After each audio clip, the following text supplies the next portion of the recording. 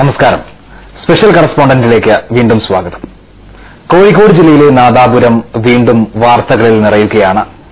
Bomb നിർമ്മാണത്തിനിടെയുണ്ടായ സ്ഫോടനത്തിൽ 5 ജീവനുകൾ പൊലിഞ്ഞതാണ് നാദാപുരത്തു നിന്നുള്ള ഒടുവിലത്തെ വാർത്ത. ചേരിതിരിവിന്റെയും കുടിപ്പകയുടെയും കലുഷിതമായ പുരാവൃത്തമാണ് ഈ നാടിന് പറയാനുള്ളത്. നാദാപുരത്തെ ഒരു പുകയുന്ന ബോംബായി എന്നും നിലനിർത്തുന്നത് എന്താണ്? ഇവിടുത്തെ സാമൂഹ്യ ബന്ധങ്ങളെ ഈ സംഘർഷകാലം മാറ്റിമറിച്ചിട്ടുണ്ടോ? ഞങ്ങളുടെ പ്രതിനിധി AP ഭവിത പരിശോധിക്കുന്നു.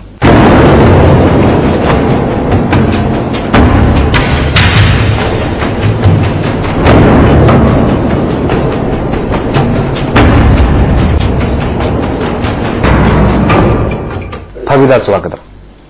നാദാപുരം പുറത്തുനിന്ന് നോക്കുന്നവർക്ക് നൽകുന്ന ഒരു ചിത്രമുണ്ട്. ഒരു പുകയുന്ന അഗ്നിപർവ്വതം പോലെ കേരളത്തിന്റെ പൊതുമനസ്സിനെ അലട്ടുന്ന പല സംഗതികളും വാർത്തകളായി നാദാപുരത്ത് നിന്ന് കേൾക്കാറുമുണ്ട്. യഥാർത്ഥത്തിൽ നാദാപുരത്ത് നടക്കുന്നത് അവിടെ സഞ്ചരിച്ചപ്പോൾ ബോധ്യമായ സംഗതികൾ എന്താണ്? അഭിലാഷ്, ഇപ്പോൾ അവിടെ നടന്നിരിക്കുന്ന സംഭവം എന്ന് പറയുന്നത് മുസ്ലിം ലീഗിന്റെ ശക്തി കേന്ദ്രമായ നരിക്കാട്ടേരിയിൽ ബോംബ് നിർമ്മാണത്തിനിടെയാണ് 5 യുവാക്കൾ കൊല്ലപ്പെട്ടത്. ഈ സംഭവം എന്ന് പറയുന്നത് ഈ കഴിഞ്ഞ 6 മാസത്തോളമായി അവിടെ സംഘർഷാവസ്ഥ നിലനിൽക്കുകയായിരുന്നു. ഈ സമയത്ത് പോലീസ് ശക്തമായ രീതിയിൽ റെയ്ഡ് മുന്നോട്ട് കൊണ്ടുപോകുന്നുണ്ടായിരുന്നു. നിർമ്മിച്ച ബോംബുകൾ മാറ്റുന്നതിനിടയിലാണ് ഈ അപകടമുണ്ടായത്. അതിനെ തുടർന്ന് പോലീസ് നടത്തിയ ഈ സമീപ പ്രദേശങ്ങളിലെല്ലാം പോലീസ് നടത്തിയ റെയ്ഡിൽ വൻതോതിലുള്ള ആയുധങ്ങളും അതുപോലെ ബോംബ് നിർമ്മാണ സാമഗ്രികളും കണ്ടെത്തിയിട്ടുണ്ടായിരുന്നു.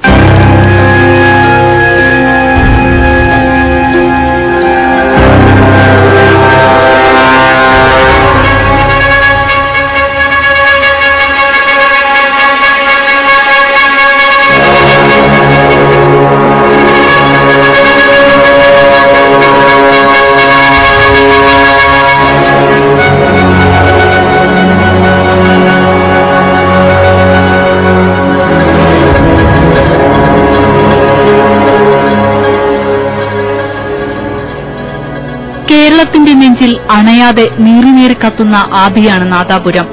രാഷ്ട്രീയ കുടിപ്പകയുടെ ഭീതിപ്പെടുത്തുന്ന ഏടുകളാണ് നാദാപുരം ചരിത്രത്തിൽ എഴുതിച്ചേർത്തുകൊണ്ടിരിക്കുന്നത്. ഏറ്റവും ഒടുവിൽ അറുതിയില്ലാത്ത ബോംബ് രാഷ്ട്രീയം 5 ജീവനുകൾ ബലി നൽകിയിരിക്കുന്നു. ഫെബ്രുവരി 27 രാത്രി 10 മണിയോടെ കല്ലാച്ചി നരിക്കാട്ടേരിയിലെ അണിയാരിമൽ കുന്നിൽ ബോംബ് നിർമ്മാണത്തിനിടെയാണ് സ്ഫോടനമുണ്ടായത്. നരിക്കാട്ടേരി വലിയ പീടികയിൽ സബീർ, കരയത്ത് ഷബീർ, പുത്തൂരിടത്ത് റഫീഖ്, ചാലിൽ റിയാസ്, ചെറിയ തയ്യിൽ ഷമീർ എന്നിവരാണ് കൊല്ലപ്പെട്ടത്. എല്ലാവരും 30 വയസ്സിന് താഴെ പ്രായമുള്ളവർ.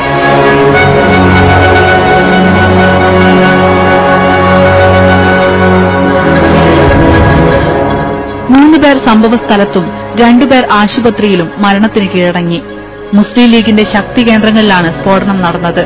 അണിയാരിമൽ കുന്നിൽ മറിയത്തിന്റെ ഉടമസ്ഥതയിലുള്ള ആളൊഴിഞ്ഞ പറമ്പിലായിരുന്നു സ്ഫോടനം. നിർമ്മാണം പൂർത്തിയാക്കിയ 8ഓളം സ്റ്റീൽ ബോംബുകൾ ബക്കറ്റിൽ നീക്കം ചെയ്യുമ്പോൾ നിലത്ത് വീണ് പൊട്ടിയാണ് അപകടമെന്ന് പോലീസിന്റെ പ്രാഥമിക നിഗമനം.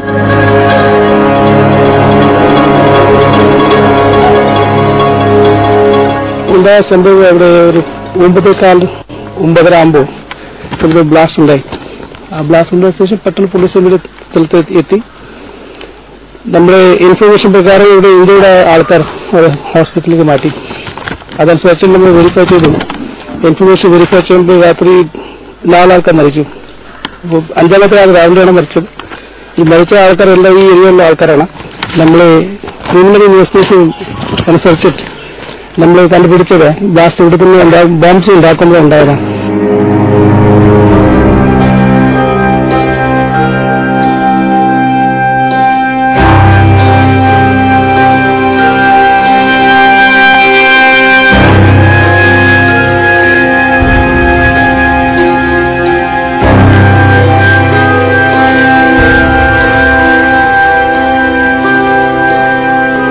മുസ്ലിം ലീഗിന്റെ ശക്തി കേന്ദ്രമാണ് നരിക്കാട്ടേരി.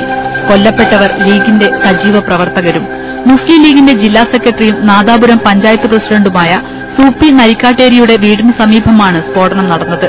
എന്നാൽ മുസ്ലിം ലീഗ് നേതൃത്വം കൊല്ലപ്പെട്ടവരെ തള്ളിപ്പറഞ്ഞ് പ്രതിരോധം തീർത്തു.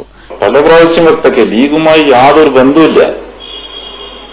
ഒരു ലീഗിന്റെ ജാഥയിലൊക്കെ പോയിട്ടുണ്ടാവും. ലീഗിന്റെ പ്രവർത്തകന്മാരെന്ന് പറഞ്ഞാൽ ലീഗിന്റെ ഭാരവാഹിത്വത്തിൽ അവരില്ല. ലീഗിന്റെ ഏതെങ്കിലും പോസ്റ്റ് വഹിക്കുന്നവരല്ല. ഇതുമായി മുസ്ലിം ലീഗിന് ഒരു ബന്ധവുമില്ല. ബോംബ് സംസ്കാരം മുസ്ലിം ലീഗിന്റെ സംസ്കാരമല്ലെന്ന് പ്രഖ്യാപിച്ചുകൊണ്ടാണ് നരിക്കാട്ടേരിയിൽ ബോംബ് നിർമ്മാണത്തിനിടെ കൊല്ലപ്പെട്ടവരെ ലീഗ് നേതൃത്വം തള്ളി പറഞ്ഞിരിക്കുന്നത്. ഇതിലൂടെ പ്രതിരോധം തീർക്കാനായിരുന്നു മുസ്ലിം ലീഗിന്റെ ശ്രമം.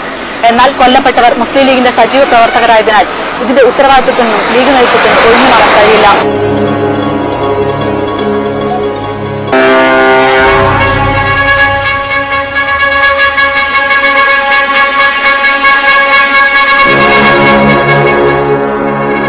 തദ്ദേശ സ്വയംഭരണ സ്ഥാപനങ്ങളിലേക്കുള്ള തെരഞ്ഞെടുപ്പിനോടനുബന്ധിച്ചാണ് ഇടവേളയ്ക്ക് ശേഷം നാദാപുരത്ത് അക്രമ സംഭവങ്ങൾ ആരംഭിച്ചത്.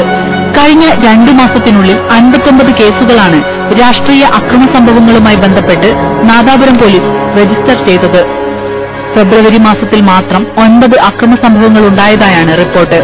പുറമേരി, കുഞ്ഞിങ്ങാട്, തൂണേരി, കല്ലാച്ചി, കക്കട്ടിൽ, തെരുവൻപറമ്പ്, വേളം എന്നിവിടങ്ങളിലായിരുന്നു പ്രധാനമായും അക്രമങ്ങൾ. CPIM മുസ്ലിം ലീഗ് പ്രവർത്തകരാണ് അക്രമങ്ങളിൽ പ്രതിസ്ഥാനത്ത്. തിരിച്ചടി നൽകാൻ ഇരുവിഭാഗവും ആയുധങ്ങളും ബോംബുകളും ശേഖരിക്കുന്നു. എന്നാൽ രാഷ്ട്രീയ നേതൃത്വം ഇതിനെ പിന്തുണയ്ക്കുന്നില്ലെന്നാണ് പരസ്യമായി പറയുന്നത്.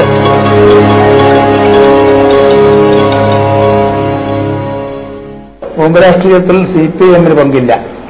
CPIM അത് ആഗ്രഹിക്കുന്നുമില്ല, ഇഷ്ടപ്പെടുന്നുമില്ല. ഇത് അപകടകരമായ ഒരു സംവിധാനമാണ്. ഒരിക്കലും പാർട്ടി അതിനെ സഹായിക്കുകയോ പ്രോത്സാഹിപ്പിക്കുകയോ ചെയ്യുന്നില്ല. എന്നാൽ നാദാപുരത്തെ ഭീതിപ്പെടുത്തുന്ന രാത്രികൾക്കും മൂകമായ പകലുകൾക്കും പിന്നെ ആരാണ് ഉത്തരം പറയേണ്ടത്?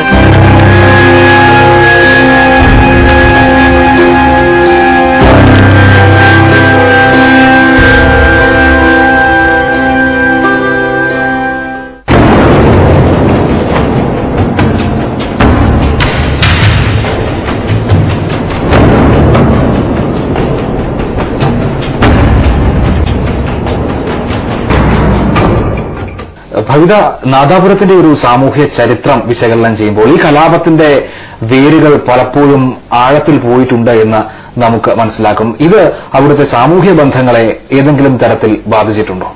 അഭിലാഷ്, 1970-കളിലെ ജന്മികുടിയാൻ പ്രശ്നം അത് കേരളത്തിന്റെ മറ്റു പ്രദേശങ്ങളിൽ എന്നതുപോലെ തന്നെ വാണിമൽ ഉൾപ്പെടെയുള്ള നാദാപുരത്തിന്റെ വിവിധ ഇടങ്ങളിൽ ഉണ്ടായിരുന്നു. എന്നാൽ ആ സമരം അവിടുത്തെ ഒരു സാമൂഹ്യ പശ്ചാത്തലം വെച്ച് ജന്മിമാർ എന്ന് പറയുന്നത് മുസ്ലിങ്ങളും കുടിയാന്മാർ എന്നുള്ളത് ഹിന്ദു വിഭാഗത്തിൽപ്പെട്ട തീയന്മാരുമാണ്. ഈ സംഘർഷം പിന്നീട് ഇവർ തമ്മിലുള്ള സംഘർഷം പിന്നീട് വർഗീയ ചുവ ഉണ്ടാവുകയും വർഗീയ നിറം കലരുന്ന ഒരു കാഴ്ചയാണ് നാദാപുരത്ത് കാണാൻ കഴിയുന്നത്. അപ്പോൾ ഇപ്പോൾ ഉണ്ടാകുന്ന സംഘർഷങ്ങളിലെല്ലാം തന്നെ രാഷ്ട്രീയത്തിനപ്പുറം ഒരു സാമുദായിക നിറം കലർന്ന സംഘർഷങ്ങളാണ് നാദാപുരത്ത് നടക്കുന്നത് എന്ന് വേണം പറയാൻ. അതുകൊണ്ട് തന്നെയാണ് ഇത് പലപ്പോഴും രാഷ്ട്രീയ പാർട്ടികളുടെ കയ്യിൽ നിന്നും വിട്ടുപോകുന്ന തരത്തിലേക്ക് മാറുന്നത്. ചരിത്രത്തിൽ ആഴത്തിൽ വേരുകളുണ്ട് നാദാപുരത്തെ കലാപങ്ങൾക്ക്. ജാതി മതാധിഷ്ഠിതമായ ചരിത്രവും വർത്തമാനവുമാണ് രാഷ്ട്രീയ പാർട്ടികൾക്കുള്ളത്. അതുകൊണ്ട് തന്നെ സ്വാഭാവിക രാഷ്ട്രീയ സംഘർഷങ്ങൾക്കപ്പുറം സാമുദായികതയുടെ നിറം കലർന്നതാണ് ഓരോ കലാപവും.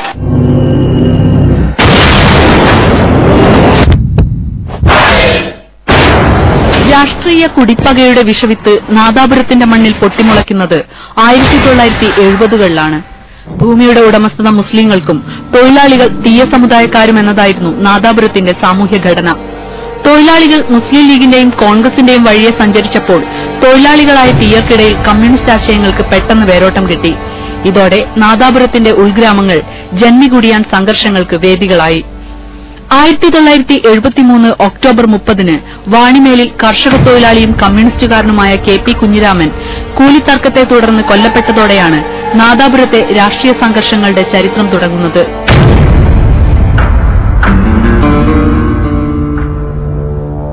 കൂലി തർക്കമായിട്ട് ബന്ധപ്പെട്ട് എന്ന് പറഞ്ഞാൽ കൂലി ചോദിച്ച് അന്നത്തെ പല ആളുമാരോട് ചോദിച്ചതാണ്.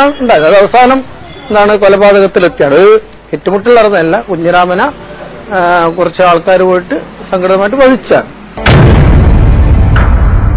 പിന്നീട് ഫ്യൂഡൽ വ്യവസ്ഥയുടെ തകർച്ചയും തൊഴിലാളികൾ ഭൂമിയുടെ അവകാശികളായതിന്റെയും ചരിത്രം. ഇതോടെ നാദാപുരത്തെ സംഘർഷങ്ങൾക്ക് സാമ്പത്തിക മാനത്തോടൊപ്പം സാമുദായികതയുടെയും നിറം കലർന്നു. 1988 സെപ്റ്റംബറിൽ നാദാപുരത്തുണ്ടായ കലാപത്തിൽ ഈ നിറപ്പകർച്ച വ്യക്തമായി. നരിപ്പറ്റ നമ്പോടൻകാണ്ടി ഹമീദ് കൊലപാതക കേസിലെ പ്രതികളെ അറസ്റ്റ് ചെയ്യണമെന്നാവശ്യപ്പെട്ട് യൂത്ത് ലീഗ് പ്രവർത്തകർ കുറ്റ്യാടി പോലീസ് സ്റ്റേഷൻ മാർച്ച് നടത്തി. പ്രകടനക്കാർ മേപ്പയൂർ MLA-യും CPIM നേതാവുമായിരുന്ന A. കണാരൻ സഞ്ചരിച്ച വാഹനം തടഞ്ഞു. ഇതോടെ നാദാപുരം കലാപഭൂമിയായി. ആ കലാപത്തിൽ 9 പേർ കൊല്ലപ്പെട്ടു.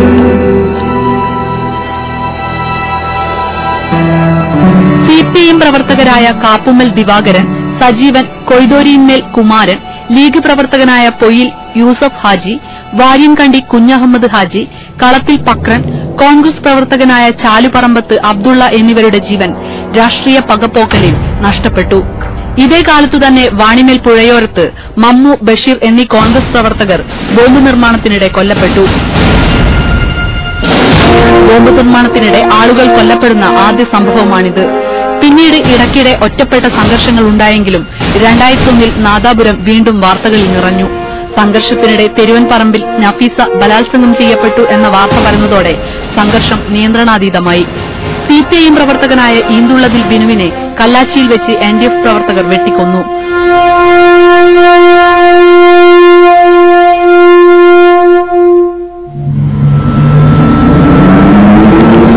ചെക്യാട്, പാറക്കടവ്, തെരുവൻപറമ്പ് തുടങ്ങിയ പ്രദേശങ്ങളിൽ വ്യാപകമായി കൊള്ളയും തീവെപ്പും നടന്നു. ആ തീയിൽ നായനാർ സർക്കാർ എരിഞ്ഞടങ്ങുന്നതിനും കേരളം സാക്ഷി. എന്നാൽ നഫീസ ബലാത്സംഗം ചെയ്യപ്പെട്ടുവെന്ന ആരോപണം രാഷ്ട്രീയ ലാഭത്തിനു വേണ്ടിയുള്ള നീചമായ കെട്ടുകഥയാണെന്ന് പിന്നീട് വ്യക്തമായി. തെരഞ്ഞെടുപ്പിൽ ഇതൊരു പ്രകടനമാക്കി.